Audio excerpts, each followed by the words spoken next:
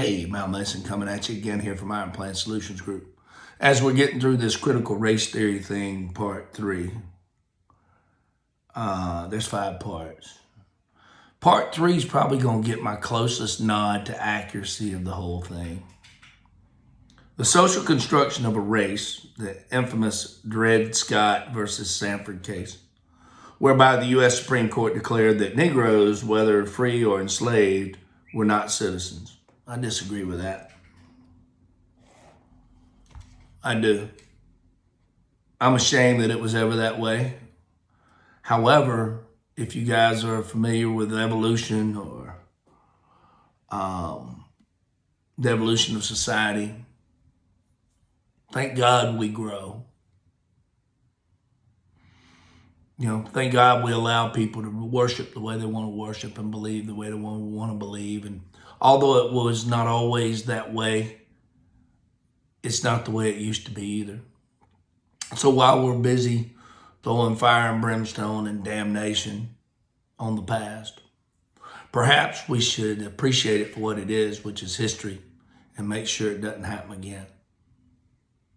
Because I also don't agree with the next part of number 3. The infamous one-drop rule, a relic from the Jim Crow era where one drop of black blood made an individual black, or how in 1935 minorities were denied Social Security and excluded from unions. I don't agree with that either.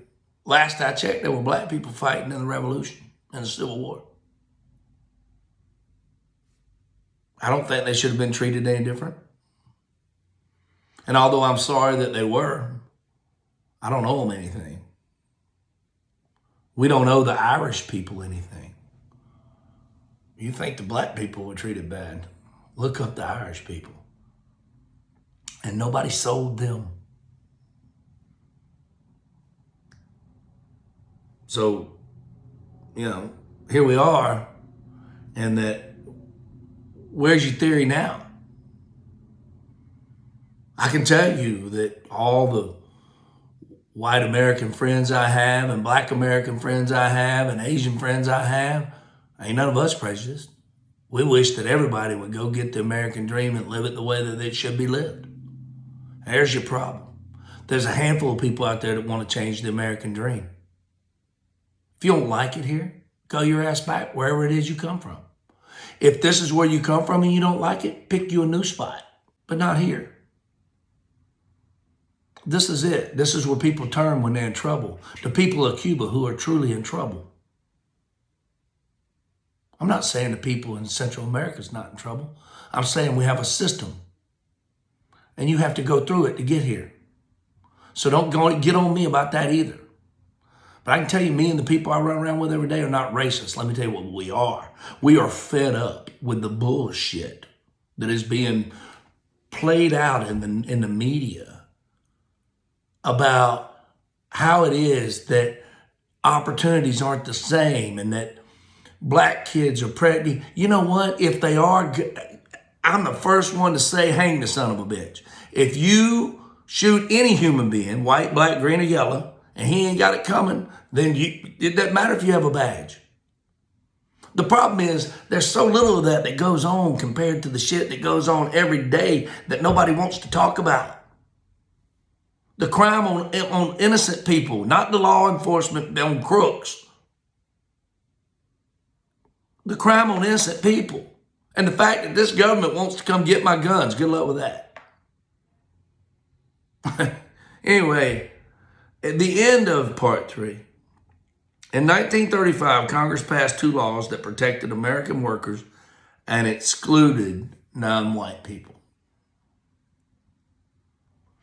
Now, I'm not making it right, but I do want to point something out that I promise you will get lost in the liberal media. Who was the president in 1935? And what party did he represent? It wasn't the abolition party of Abe Lincoln, if that helps you. Franklin Delano Roosevelt. He was so popular they had to write a law so he couldn't be reelected again and again and again. But he was also a Southern white Democrat. Trust me when I tell you that, because I grew up in a family full of them. the most racist people you ever met in your life. So do I think that that probably was the way it is and it was wrong? I absolutely think it was wrong. So that might be as close as you're going to get with me to agree. Because, see, I'm also of the school that no matter how wrong or how right or indifferent it was, the question becomes, we're going to sit around and whine and bitch about what happened? I mean, you don't hear the English people whining and bitching about us whipping them and taking our own country from them, do you? They moved on. They got over it. Question is, what are we going to do as a country going forward? Are we going to get better, or are we going to sit around and continue to whine and bitch about the things that happened way back when? You see, we're not near as far ahead as we were in the year 2008. We have went a long way back the wrong direction from then. And we've done that because we're a victim of a liberal press that has no interest in America. That's the problem. The only interest they have in America is changing it. That's bad news for you.